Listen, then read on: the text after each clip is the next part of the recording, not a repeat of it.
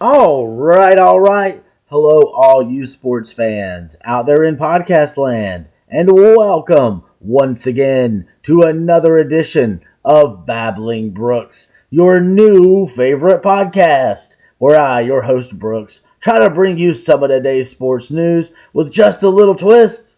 My point of view, hope everyone is having a wonderful week so far. A happy hump day if you will. It's my Saturday, so I'm just chilling. Of course, not able to sleep in. I'm so used to waking up early. I woke up early, but it was nice because I didn't have to do anything immediately like I normally would have. Just a little reading dump, to start the day. It was nice, and just kind of watch some Hawks highlights because I had not watched the highlights from the game, the most recent loss for this Atlanta Hawks team on the road in Sacramento. And Sacramento came into this game, I think it was like a 4-game losing streak, so maybe seemed like an opportunity for the Hawks.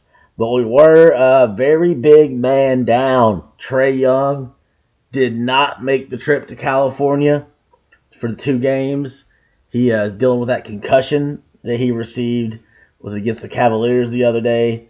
So hopefully we get him back after the road trip's over. It's really hard to tell with concussions.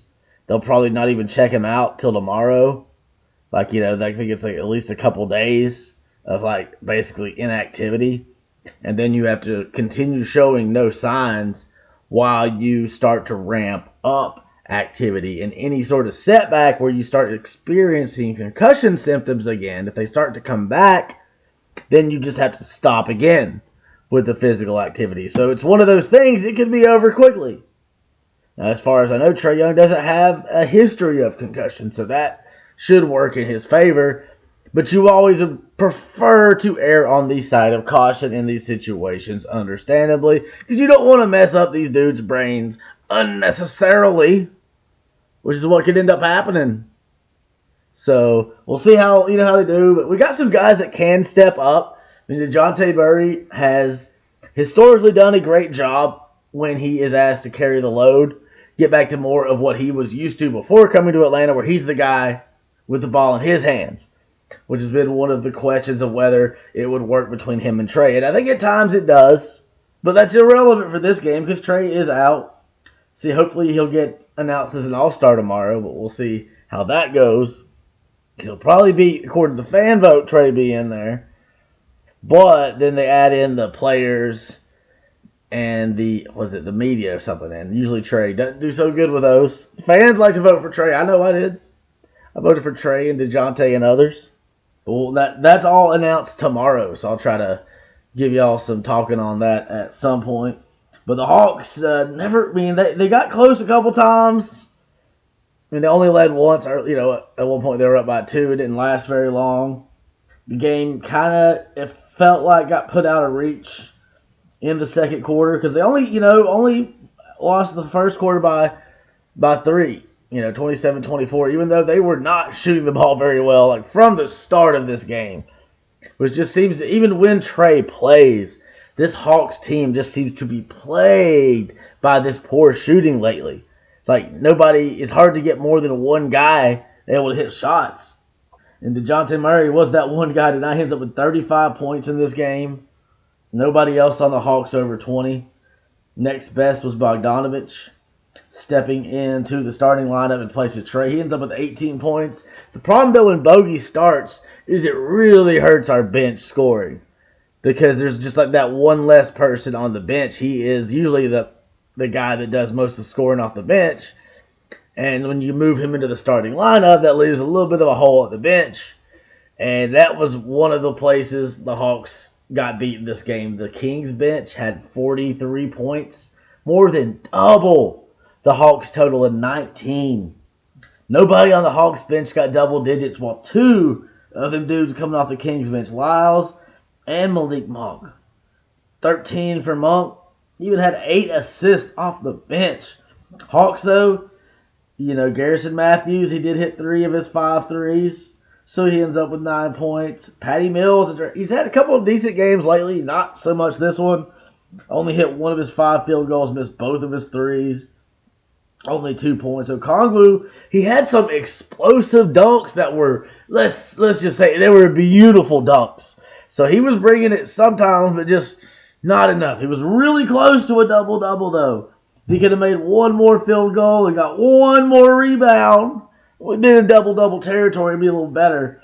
But 8 points is okay, but it feels like at this point we're needing more from our center scoring. Yeah, we really appreciate the double-digit rebounds, nearly for Okongwu, and then Capella, the starting center, had 12. Both dudes had 2 blocks, so you love that. We got outstole, but we did outblock the Kings at least. But it feels like we're going to need more offensively, especially in a game without Trae Young. But I think the closest the Hawks really got this one was 7 down the stretch. There were times after the second quarter, the Hawks just got destroyed. Was it the lowest scoring quarter that the Atlanta Hawks have had in a game yet this season? They almost got doubled up. The Kings scored 30 in that second quarter. The Hawks only scored 16. And that's really where the difference is. We end up losing this game by 15. There were times we were down by 24 points. And it felt like the Kings kept trying to pull away. The Hawks would do just enough to get back in there. When we got down to, what was it, Dejounte hit a couple shots almost back to back. And that put the Hawks within 7 points, 107 to 114, with a minute and 14 left. It felt like, hey, maybe we can do this. But then what happened? The home team, the Sacramento Kings, scored 8 straight points to close the game out. And that included a Garrison Matthews technical foul because he didn't like the foul call against him. Dejounte missed a shot. I think Bay missed a shot. And the Hawks lose by 15. They're almost there. But, that can happen at the end of a game. A team can score a lot, but still. Definitely a disappointing outcome. Gotta appreciate the Kings. They had lost 4 games in a row coming in. And they, from the start, were like, we ain't going to lose that 5th one. Not at home. Not right now. They were playing more aggressive, come out, hitting shots better than the Hawks. Both teams took the exact same amount of field goals. Both took 93. The difference is the Kings hit 7 more of them. Outscored the Hawks in the paint 56-40. Rebounds are a lot closer than I expected, 51-50. And, both teams shot the same amount of field goals, shot the same amount of free throws. Hawks missed 6 of their 27. The Kings only missed 3 of their 27. Hawks getting the only place they had a better percentage than the Kings was beyond that arc from downtown. Hawks hit 14 of 40. The Kings hit 12 of 38. So that kind of pushed them just past there, but not enough. I mean, you look at those points in the paint. Outscored us by 16. We lost this game by 15. Kind of adds up, doesn't it? And we did outblock them. I mentioned that. 7 blocks to only 2, so that we did win that category. But when it came to blocks, the steals, talking about how aggressive the Kings were, it showed up in their steals. They ended up with 8 to only 2 for the Hawks. So glad we're getting them blocks, especially Okongwu and Capella. That feels like that's the only defense we're getting some games. So it's this team. It's either they're struggling to shoot, they're struggling to defend, or both. But there's so much talent there. Still not any real word on when DeAndre Hunter's coming back. Trae Young out at least one more game, possibly more. So just questions. And Jalen Johnson just not able to, he's kind of hitting some lulls, scoring-wise. Still able to put up some stats. He also had 2 blocks in this one. Had one of our 2 steals. Patty Mills had the other one. Had 7 rebounds. But only 11 points. It's only, you expect more from what Jalen Johnson, I guess, has spoiled us a little bit. She's playing like the most improved player potentially. But on this game, and this is going to happen sometimes. It happens to veteran players that have been in the league forever. It's going to happen to young players as well. Just going to have cold shooting spells. Jalen Johnson, could only hit 4 of his 18 shots. He took 7 threes, only hit 1. Sadiq Bey Bouncing back somewhat after that 0-point game the other day, which was crazy to see from him. You don't ever see him get that cold. Ends up with 13 points, but the 3-point shooting, better, hit 2, but he missed 5. So you'd like a couple of those back. Dejounte Murray, though, he put up some numbers. 35 points. The only Hawk to play 40 minutes in this game. 6 of 10 from 3. Stepping up for Trae, drawing some fouls. Going to the line 8 times, only missing 1. But that 60% 3-point shooting, that's what we'd like to see more of from Dejounte Murray. 6 assists, 10 rebounds. So, ends up, we got 2 Hawks with double-doubles in this game. Clint Capella also had one, like we mentioned before, 11 points to go with his 12 rebounds. But I don't know. I'm still disappointed. No A.J. Griffin. Still not getting a chance to play. His dad getting fired by the Bucks, which I thought was crazy. How often do you see a team with the second best record in the sport, in basketball right now, the second best record, and they just fired their coach? A.J. Griffin's father, Adrian Griffin, rookie head coach with the Bucks. I know this is a side note, but yeah, he's fired. Apparently, he's going to get replaced with Doc Rivers, who was brought in to advise him at the behest of the Milwaukee Bucks organization. So it seems just kind of strange, right? But it's also really strange to me, why the hell has the A.J. Griffin not been playing ball? I know he did miss some time with, personal issue earlier for a minute. But especially the way things are going with the Hawks, we're not winning games, not a lot. A few here and there. We did have a little short winning streak, thanks to Dejounte's late second heroics. They must be doing some serious work outside. There's a loud-ass truck outside now. Y'all might even be able to hear that. But I don't know, this team, man, it's like when they're hitting on cylinders, man, they're damn good. But it seems like it happens less and less, especially all these injuries adding up. Patty Mills not doing much with this chance. Trent Forrest not getting any points. He missed all 3 of his field goals. And no A.J. Griffin playing. I don't get it. And it's like we need a second person to step up and get at least 20. Really a couple of them. And the way this Kings team was playing, you think on a night where De'Aaron Fox only scores 12 points, you have a good chance. I mean, yeah, we're down Trae Young, but usually Fox is a dude that can put up 40 like that, And we held him to 12 points. Only 1 assist. That's their point guard. Kevin Huerter, the former Hawk, only had 8 points in this one. Didn't have a block, though, so good for him. But it was Harrison Barnes, stepping up, having his second best game of the season, the best since I think it was pretty much the opening game of the season. He had 32 in this one. 4 of 8 from downtown. Sabonis, only, 14. The dude had 21 rebounds. Don't tread on me, he says. 6 assists, 2 steals. He's doing a little bit of everything. So it wasn't they only had the one guy really go off. They're just really balanced. Keegan Murray, 13 points. Had 2 guys in double digits off the bench. Almost 3. But Malik Monk, man, he can be a really good player. Kind of coming off the bench can be really solid for you. So just just a balanced outscoring attack. Hawks, feels like a game they could have won, but the Kings just, playing better defense. And that's something the Hawks have struggled to do, at least consistently. You'll have their moments. Bay can be that 3-and-D guy, but the problem is sometimes the 3 ain't hitting and the D is just kind of sitting. I'm not saying sit. I just wanted to rhyme. Sorry. But I don't know, man. It's just kind of I get torn because you see, it just feels like we should be doing more with the team that we have. We should have a better record. Said we're 18-25. 7 games below 500. Lost 6 of our last 10. Still ahead of Brooklyn, thanks to the Nets and the Knicks coming from behind last night and beating them. Pretty good game. I was watching that. I was like, okay, the Nets have this one. And then the Knicks took over and won it down the stretch. And that Spike Lee, they had everybody in there. It was in Brooklyn. It was at home game, technically for the Nets. It was really weird though. It's a home game. I'm watching this home game for the Nets.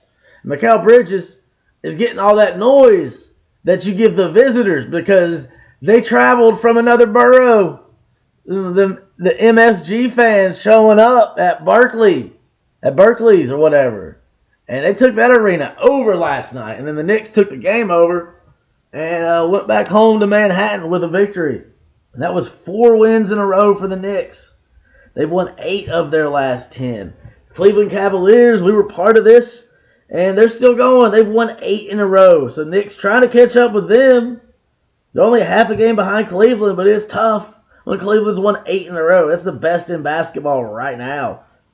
Also in the East, who else is on? How about the Philadelphia 76ers? Joel Embiid the other day, y'all, he scored 70 points. The most ever by a Philadelphia 76er. So don't forget that Wilt did that with the Warriors.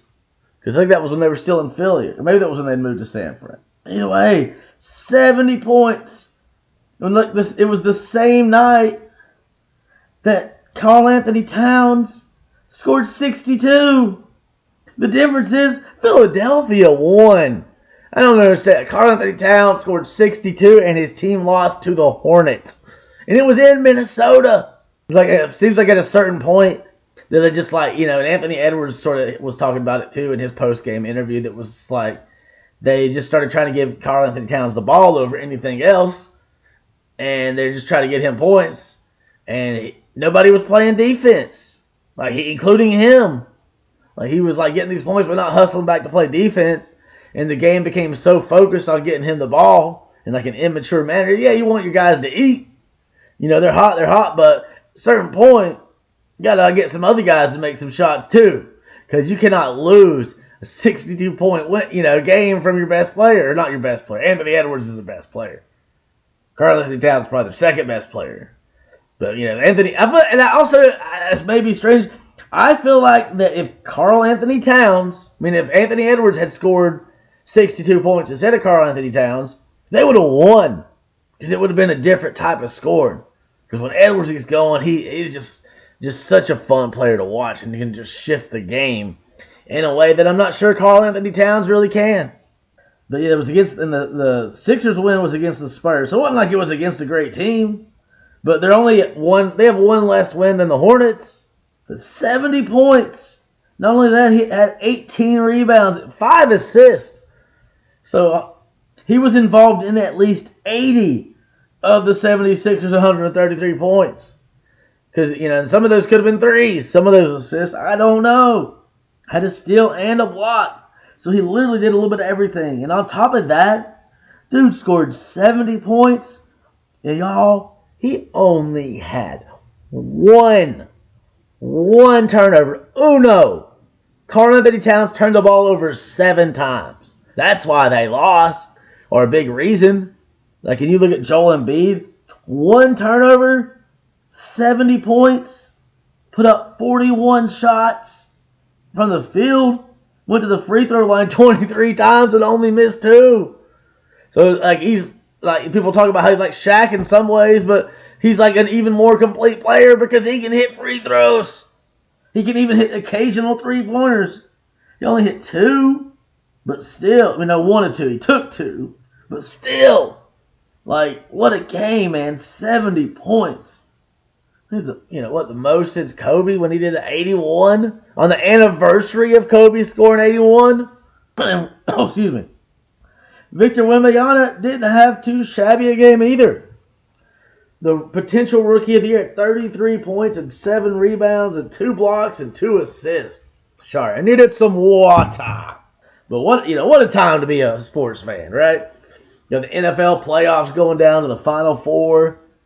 The NBA approaching just passing the halfway point, approaching the All-Star game. All-Star starters are going to be announced tomorrow on TNT. I'm going to definitely try to watch that. Tried to watch basketball last night, y'all, but I could only make it through the first game. I got to halftime of the Lakers-Clippers game, and I was like, you know what? I'm fighting to stay awake. I am not going to make it to the end of this game. So I went to bed, Did not watch the Battle of LA. No LeBron in this one, but Kawhi and company doing their thing. Leading scorer was D'Angelo Russell, a player mentioned in trade talks, potentially with the Hawks if they can find a third team, because they don't really want him because he's not going to pair well with Trae Young. But yeah, Kawhi 25, James Harden 23, Westbrook was 16 points off the bench. Paul George, kind of a quiet game with 17. But when you got 4 stars like that, you kind of can spread it around a little bit. Austin Reeves still struggling to really get it going. Only 12 in this one. I won $1, I think, and some change on DraftKings. Putting some of those guys in. And how about the Pelicans beating the Jazz 153 to 124? I think that settles it. They should switch names. The Utah Jazz need to give the name back to New Orleans. So like the New Orleans did with the Hornets.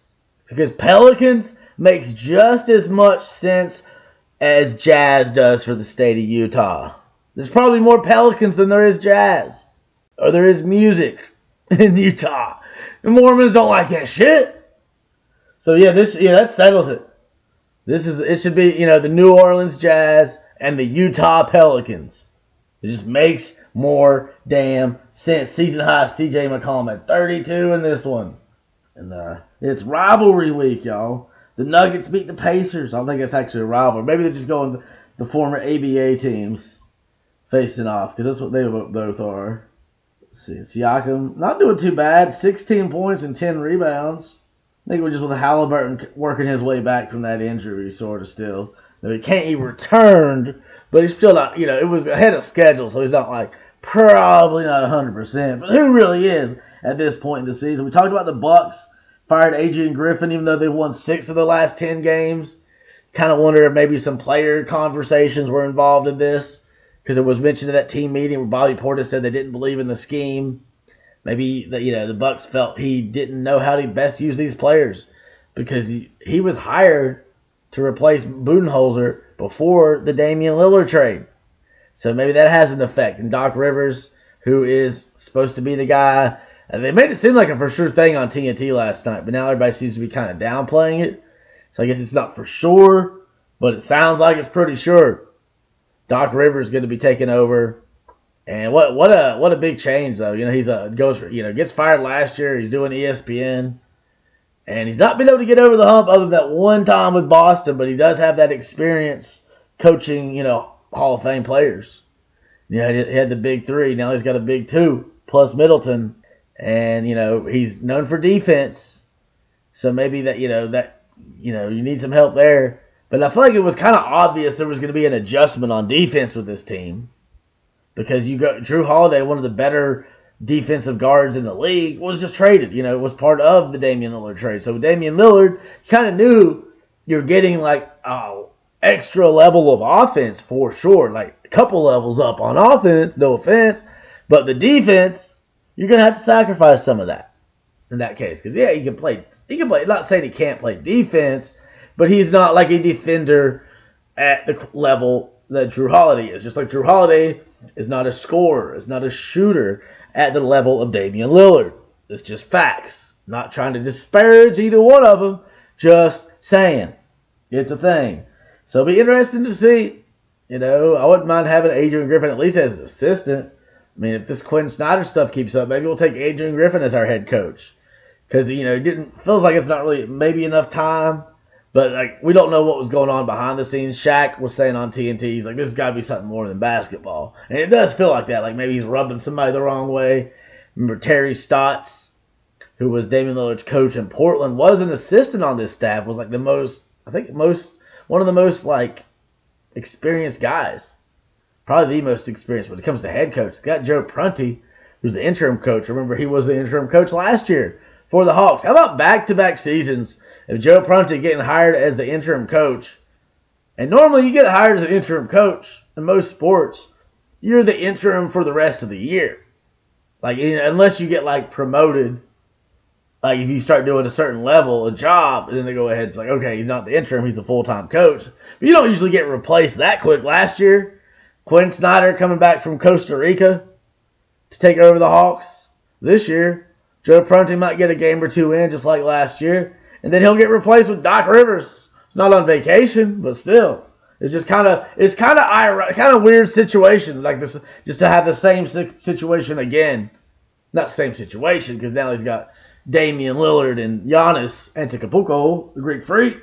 But Milwaukee won 2 games in a row, which matches the Celtics 2 wins in a row. The top of the East is winning, y'all. The top 5 teams in the East are all on at least 2-game winning streaks. And that's the top 2 are on 2, and then the other ones are all kept 3 and 4, and 5 are all trying to gain some ground. Pacers and Heat have both lost 3 in a row. Surprised by the Pacers especially. But the Heat did just trade Kyle Lowry for scary Terry Rozier with the Hornets. So interesting to see how that affects it. You know, he can be. He's one of those guys that, like, he won't always be like that, but when he gets like that, watch out. Like, you know, that's why you'll see why they call him Scary Terry. He's terrorized the Hawks. I think I can't remember this. I think it was this year when they played, and he just went off. Like, he can do that. He can just go off without much moment's notice. And so the Hawks, yeah, they lost 2 in a row, lost 6 of their last 10. But the good news is, all 4 teams in front of us have lost recently. You know, the Pacers and the Magic are just like us. They've lost 6 of their last 10. So, you know, and the 2 teams behind us, the Nets have lost 2 in a row.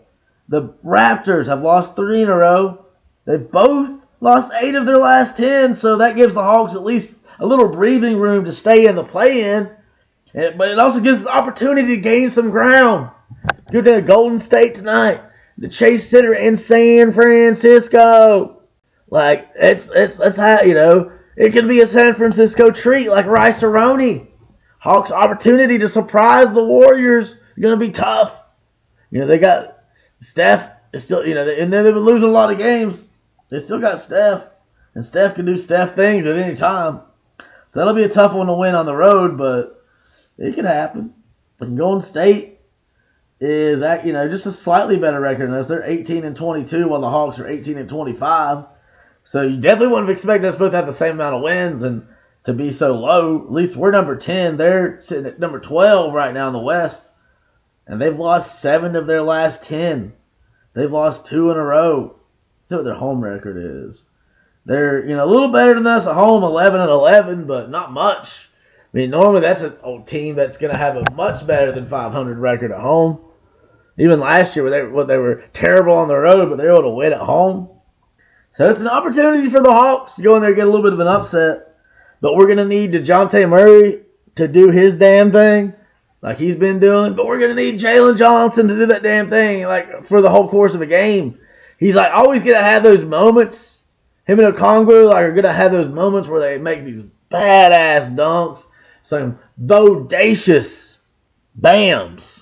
And I'm cool with that. I love seeing that. But I need to see more of it. And, like, higher numbers is just kind of selective lately with some of these guys when it comes to their scoring. So it'd be nice to see that, you know, improve. So, like, look at the Suns. They've improved. They're big 3.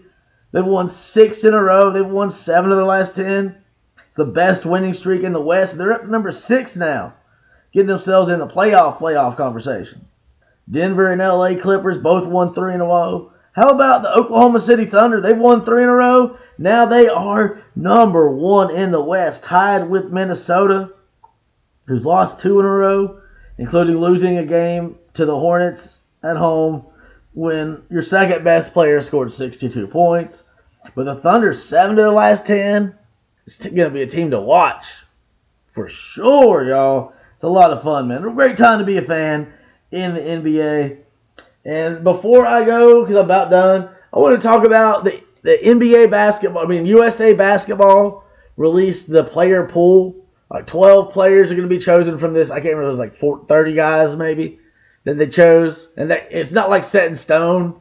Like guys can be added or taken off of this list. But I just thought it was interesting.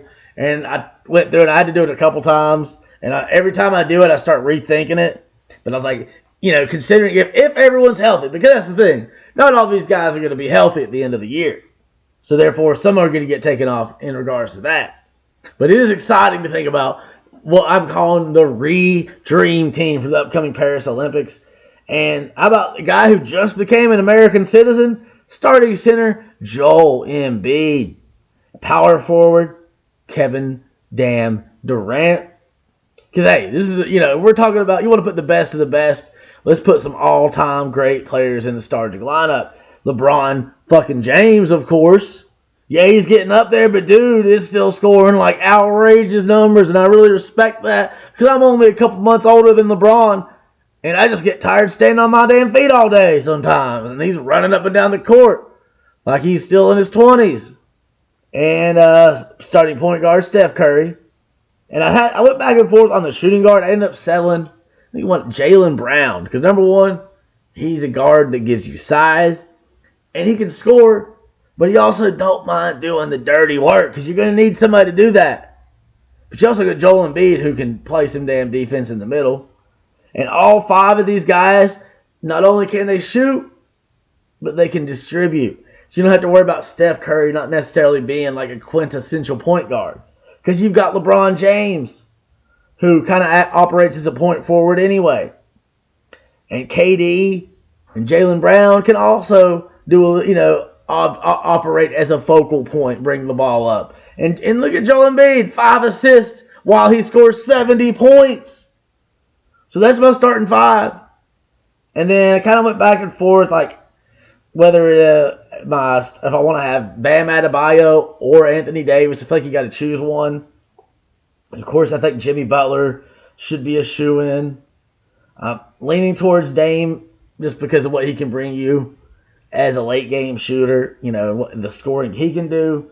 But I've also I was just thinking maybe Jalen Brunson would be good there too because he can score and, maybe provides a little more defense.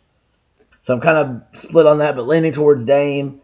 And then similar with about like a backup small forward. Because I feel like you need at least a couple small forwards to make up for the fact you got LeBron. He's still balling out, but you want to have, don't want to stretch him out too much. So that, Jimmy Butler is one of those, and Jimmy Butler can do so many different things out there. He can score, play defense, don't mind doing that dirty work. But I was leaning towards my other small forward backup is either going to be Kawhi Leonard or Jason Tatum. I'm honestly not sure you can really go wrong with that decision. Because both of them, are guys that can shoot, can score, can also play some defense. I would lean towards Kawhi, but it's a little more split than I am with a backup point guard. And then, we got all these great veterans. But how about we're going to need some young blood, right? Because you want to have size. That's important. But you also want to have some endurance. And you got to realize these guys aren't going to be, playing constantly. So I got 3, guys that are either rookies or very early in their careers. And the most experienced one will be Anthony Edwards. He was on the last Team USA. So he gets you a little bit of carryover there. And I just think he can provide a lot of spark for you coming off the bench. And I think he learned a lot from that experience playing with Team USA. Maybe even humbled him a little bit about realizing he could be like a role player, especially with a team like this. And I think he could really thrive being someone that comes off the bench as your backup shooting guard. And the other 2 guys, how about Chet Holmgren? He can be like a center, or, I kind of got him in here. He's like center/power forward, can shoot. I mean, it seems like every single game he's blocking shots. I mean, him and Wemby, the seasons they're having, is going to be a Rookie of the Year battle for the damn ages, it feels like. Because they both are just like freakish in what they can do out there. Can hit shots from almost anywhere. Block shots. You're going to guaranteed to get rebounds. So it helps out with the size thing. Another guy helps out with the size. Not as tall, obviously, as Chet Holmgren. Power forward, Paolo Banchero from the Magic. 6'10", so gives you some size in that. Can score, play some defense. And those are my 12 players. So let me know what y'all think of that. Kind of, because I go back and forth. Every time, I did it once, and then I undid it, and then I kept thinking, I'm like, man, who would I put? But I feel pretty solid on that starting lineup. Even before Joel Embiid scored 70, I'd feel pretty good about that one. But, you got 3 of the, best players in the world and the MVP. Come on. But either way, that's going to be it for me. I'm going to get off of here, try to enjoy my day off. It's kind of chilly, rainy But hey, at least it ain't in the teens like it was. That shit was cold as fuck. But hey, man, hope y'all have a wonderful week. Enjoy the rest of your day / evening whenever you are listening to this. I hope it's wonderful and blessed. But this is Babblin' Brooks signing all the way the F off. Peace out.